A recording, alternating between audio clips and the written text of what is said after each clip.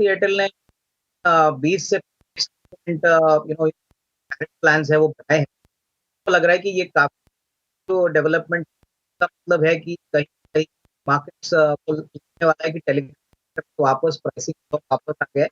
ये share definitely आज अच्छी दिखाएगा। ठीक है सर, आपकी आवाज़ तो अच्छी नहीं आ रही, लेकिन आपकी भावनाएं हमको यहाँ तक पहुँच गई हैं। आप ये कह रहे हैं कि भारती एयरटेल ये चल सकता है क्योंकि इसने दाम बढ़ा दिए, और आप यकीन मानेंगे मेरा सेकंड क्वेश्चन भी भारती एयरटेल पे ही था कि अगर दाम बढ़ा रहे तो जरा आप फंडामेंटली चेक करके बता दिए। आपने एक ही बार में दोनों काम कर दिए। भारती एयरटेल प्लस ध्यान रखिएगा, तेज़ी है, और ये अविनाश जी की भी रिकमेंडेशन में आज के लिए शामिल है। थोड़े और क्या पूछें, वैसे ही कुछ हो गया। खैर अविनाश जी, अपने भारती एयरटेल पे अपनी बात पूरी कीजिए। आप कह रहे थे 750 हो जाएगा ना सर? डिम्पी शॉर्ट टर्म में तो 740 750 तो होगा, बट ओवरऑल अगर हम मीडियम टर्म की बात करें तो मुझे लग रहा है कि आने वाले साल में होपफुली ये जो प्राइसिंग पावर का जो सिनेरियो है वो आगे भी अच्छी तरह से बढ़ेगा। 5G आने के बाद तो हमको लग रहा है कि और भी प्राइसिंग में बेनिफिट मिलेगी। तो नियर टर्म में 740 750, लेकिन अगर 6 to 8 मंथ्स या साल भर का नजरिया है तो 850 860 का भी टारगेट प्राइस पॉसिबल। जी अविनाश, रिलायंस पर आपका व्यू क्या है? ये जो खबर आई है अरामको के साथ, फ़िलहाल जो डील है उसे ऑब्वियसली इन्होंने वापस खींचा है। रिलायंस पर आपका व्यू क्या है अविनाश? आई थिंक मीर मुझे लग रहा है कि नियर टर्म में तो नेगेटिव सरप्राइज है, क्योंकि इसका मतलब ये है कि वापस वैल्यूएशंस रिवर्क होंगे। वापस जो प्रोसेस है उसको वापस ये लोग शुरुआत करेंगे। तो नियर टर्म में डेफिनेटली मार्केट जो उम्मीद लगा रही थी कि O2C बिजनेस में वैल्यूएशन रिलायंस को अच्छा मिलेगा, ओवरऑल ग्रोथ पोटेंशियल और O2C बिजनेस में बढ़ेगा, इसमें थोड़ी सी रुकावट होगी। तो हमको लग रहा है कि नियर टर्म में नेगेटिव सरप्राइज है, बट आगे हमको देखना पड़ेगा कि ये डील वापस कैसे रिलायंस अरामको के साथ वापस रीएस्टैब्लिश करती है। यहाँ पे अगर कोई डेवलपमेंट आने वाले 2-3 महीने में होता नहीं है तो मार्केट्स को डेफिनेटली ये नेगेटिव लगेगा, क्योंकि from OTC business point of view ये काफी बड़ा ट्रिगर था। तो मेरे ख्याल से थोड़ा सा नेगेटिव सरप्राइज है, तो शेयर में आज थोड़ी सी माइल्डली एक नेगेटिव ट्रेंड देखने की पॉसिबिलिटी रहेगी। बिल्कुल अविनाश, साथ ही पेटीएम, हालांकि ऑब्वियसली टू अर्ली, एक ही दिन का ट्रेड हुआ है अभी, लेकिन कुछ और ड्रॉप हो सकता है पेटीएम? आई थिंक मेर 25% एक दिन में स्टॉक गिरा है। मुझे नहीं लग रहा है कि अभी यहाँ से और गिरावट आएगी। इनफैक्ट इन्होंने अक्टूबर का जो डेटा रिलीज किया है उसमें शायद थोड़ी सी पॉजिटिविटी स्टॉक में आए, बट मुझे लग रहा है कि सबसे बड़ा जो दिक्कत इनके लिए है वो बेसिकली रिस्क मैनेजमेंट का है, क्योंकि अभी इन्होंने लेंडिंग के नंबर्स तो डिक्लेयर कर दिए हैं, बट ओवरऑल अगर ग्रोथ पोटेंशियल की बात करें तो रिस्क मैकेनिज्म इनका कितना स्ट्रांग है। ओवरऑल पेमेंट स्पेस में तो हम सभी जानते हैं कि कितनी बड़ी कंपटीशन है।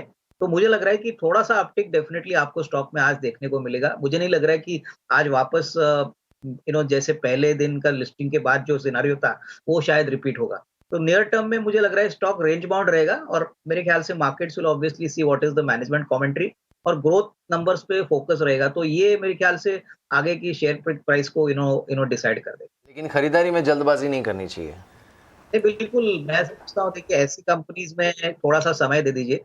मुझे लग रहा है कि ये सारे न्यू स्टार्टअप कंपनीज़ हैं। हाँ, ट्रेडिंग के लिए कोई करना चाहे तो कर सकता है, हालाँकि ये भी एक नया काउंटर है। बट इन्वेस्टमेंट के लिए मुझे लग रहा है कि कम से कम 1 आध 2 क्वार्टर्स वेट करें, इसमें कोई दिक्कत नहीं रहेगी, क्योंकि तब तक थोड़ा बहुत अंदाज़ा कंपनी के अर्निंग्स पे, कंपनी के मैनेजमेंट कमेंट्री पे मार्केट को थोड़ा दिलासा मिलेगा। बिल्कुल। क्योंकि मुझे लग रहा है कि कंजम्पशन स्पेस में एक सबसे बड़ा और काफ़ी अट्रैक्टिव विकल्प यूनाइटेड स्पिरिट्स है। ऑलरेडी इनका ब्रांड नंबर 1 है, इनफैक्ट व्हिस्की और आईएमएफएल स्पेस में। हमको लग रहा है कि ये जो ड्यूटी कम हो गई है, इसमें डेफिनिटली वॉल्यूम ग्रोथ में डेफिनिटली बेनिफिट मिलेगी। लेकिन ये जिस प्रकार का प्रीमियम प्रोडक्ट्स बेचते हैं, यहाँ पे एक्चुअली कस्टमर्स प्रीमियम देने के लिए तैयार होते हैं। तो ऑब्वियसली जो इनके वॉल्यूम ग्रोथ के नंबर्स है, शायद आने वाले 1 आध 2 क्वार्टर्स में आपको और थोड़ी तेज़ी देखने को मिलेगी।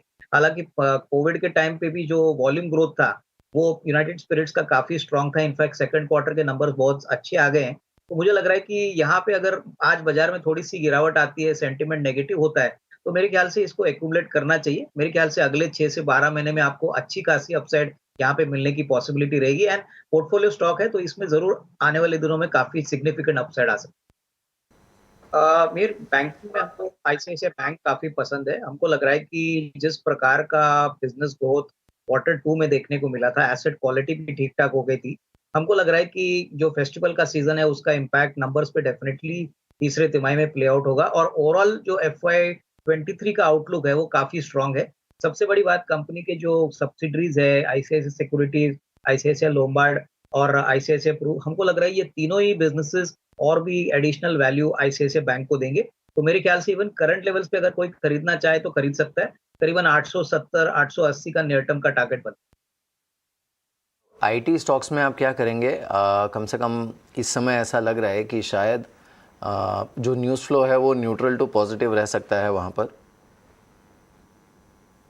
आई थिंक आईटी में मुझे लग रहा है कि मेरा जो फ्रंटलाइन काउंटर्स है जैसे कि टीसीएस है, इन्फोसिस है, हमको लग रहा है कि जो कंपनियां क्लाउड और डिजिटल स्पेस पे काम कर रही है, प्लस जो छोटी कंपनीज जैसे परसिस्टेंट है, हैप्पीएस्ट माइंड्स है, हमको लग रहा है कि ये सारी कंपनीज में ग्रोथ मोमेंटम अभी भी जारी रहेगा। हालांकि वैल्यूएशंस थोड़े से स्ट्रेस्ड है अगर हम हैप्पीएस्ट माइंड्स की बात करें, बट डेफिनेटली इन्फोसिस और टीसीएस की अगर हम बात करें तो हमको लग रहा है कि करंट लेवल्स पे अगर कोई सेफ प्ले करना चाहता है तो यहाँ पे डेफिनेटली नियर टर्म में अच्छी अपसाइड आएगी। यहाँ पे एक ही इशू है कि डॉलर बढ़ रहा है, तो मेरे ख्याल से करेंसी का इम्पैक्ट कहीं ना कहीं आपको वो भी मॉनिटर करना पड़ेगा। But overall we are positive on TCS, Infosys और छोटी कंपनीज में हैप्पीएस्ट माइंड्स और परसिस्टेंट सिस्टम। इनफैक्ट अजय, ये सस्ता सुंदर का डील होने के बाद हमको लग रहा है कि एक बार वैल्यूएशन के पूरे डिटेल्स मिलेंगे तो मुझे लग रहा है कि जो फार्मा इजी का जो फोर्थकमिंग आईपीओ है इसमें डेफिनेटली और भी अच्छी पॉजिटिविटी आएगी।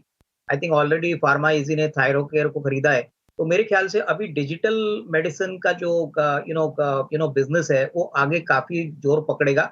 इनफैक्ट रिलायंस ने भी नेटमेट्स खरीदा है, टाटास ने भी 1mg खरीदा है, तो मुझे लग रहा है कि कहीं ना कहीं ऑनलाइन डिजिटल स्पेस जो मेडिसिन का है वो बहुत ही अच्छी तरह से बढ़ने की अपेक्षा रहेगी। और मुझे लग रहा है कि कहीं ना कहीं जो वैल्यूएशंस एग्जिस्टिंग कंपनीज को मिलेगी वो कहीं सिग्निफिकेंटली आगे चले के मिलेगी, क्योंकि यहाँ पे स्केलेबिलिटी और प्रॉफिटेबिलिटी ये दोनों ही फ्रंट पे हमको लग रहा है कि कंपनीज बहुत जल्दी ज्यादा मुनाफा कमाने का पोटेंशियल रखती है। तो I would say that pharma easy का जो आईपीओ आने वाला है वहाँ पे काफ़ी ज़्यादा रुचि आएगी, क्योंकि ये मेरे ख्याल से अगले 1-2 महीने में आने वाला है और इनका जो बिज़नेस मॉडल है, वो क्लियरली ऑनलाइन डिजिटल मेडिसिन का मॉडल है। तो ये मेरे ख्याल से काफ़ी इंटरेस्टिंग डेवलप की बात की। आज ईटी में खबर है कि स्टार हेल्थ का जो आईपीओ है वो नेक्स्ट 2 से 3 हफ्तों में आ जाएगा। इंपॉर्टेंट ये है, अगर आप रेलिगेयर एंटरप्राइजेस के स्टॉक को लेके आइए तो रेलिगेयर एंटरप्राइजेस में स्टार हेल्थ के बाद बड़ी हेल्थ इंश्योरेंस कंपनी है वो है केयर हेल्थ,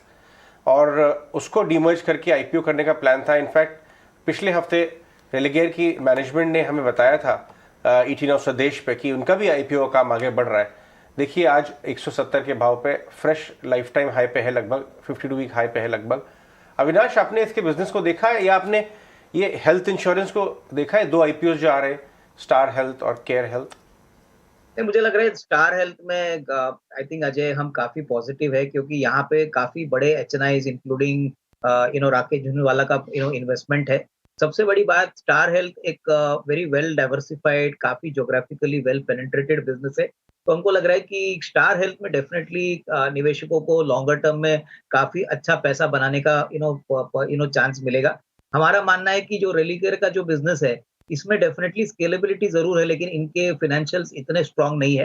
तो स्टार हेल्थ पे हम ज्यादा पॉजिटिव रहेंगे। और मुझे लग रहा है कि पब्लिक इशू का जब वैल्यूएशन आता है तो मेरे ख्याल से कितना अपसाइड इन्वेस्टर्स को टेबल पे रहता है ये देखना पड़ेगा, लेकिन ओवरऑल बिजनेस ग्रोथ आने वाले 2-3 सालों के लिए काफी बढ़िया रहेगा, क्योंकि ये नया कंसेप्ट है और ऑलरेडी ये बिजनेस ऑफलाइन में काफी सिग्निफिकेंटली करते हैं। तो I would put my bet on star health, जो डेफिनेटली आगे नियर टर्म और पॉजिटिव लॉन्गर टर्म में अच्छे पॉजिटिव रिटर्न्स देने की कैपेसिटी रखता है। ये काउंटर आज भी सेलिंग प्रेशर में बना हुआ है। 8.5-9% का ड्रॉप यहाँ पर देखने को मिल रहा है। नज़र रखनी पड़ेगी आज ये कितना यहाँ से स्लाइड होता है।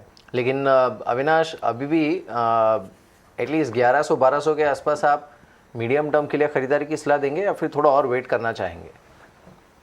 मुझे लग रहा है कि मैंने सोचा बोला था कि आज स्टॉक इतना करेक्ट नहीं होगा, लेकिन आई थिंक मार्केट्स में शायद थोड़ी और नेगेटिविटी है ये स्टॉक के लिए। 1200 रुपए तक आएगा तो डेफिनेटली खरीदने लायक रहेगा, बट अगेन स्टार्टअप कंपनी के जैसे ही आपको इसको देखना पड़ेगा। अगले 2-3 साल मुझे नहीं लग रहा है कोई कंपनी में मुनाफा होगा। ओवरऑल मार्केट चाहेगी कि जो नॉन पेमेंट वाला सेगमेंट ग्रोथ है, वहाँ पे किस प्रकार का ग्रोथ आता है, स्पेशली अगर हम वेल्थ, इंश्योरेंस और दूसरे जो सेगमेंट्स है, वहाँ पे जो पेटीएम कोशिश कर रही है। बट ओवरऑल मुझे लग रहा है कि जब तक प्रॉपर कमेंट्री या प्रॉपर नंबर्स का आंकड़े मार्केट्स देखता नहीं है, तब तक थोड़ी बहुत चिंता ज़रूर रहेगी। मेरे ख्याल से जो इन्वेस्टर्स ने पब्लिक इश्यू में पैसा लगाया, इनके लिए तो काफ़ी दिक्कत की बात है, क्योंकि ऑलरेडी 2-3 दिनों में उन्होंने कम से कम 30% के ऊपर अपना शेयर गँवाया है। तो यहाँ पे भी यही कहूँगा कि थोड़ा-सा पेशेंस रखिए, इसमें डेफिनिटली कोई डाउट नहीं कि स्टार्टअप कंपनी है, बट लॉन्गर टर्म में मुझे लग रहा है कि डेफिनिटली इसमें अच्छा रिबाउंड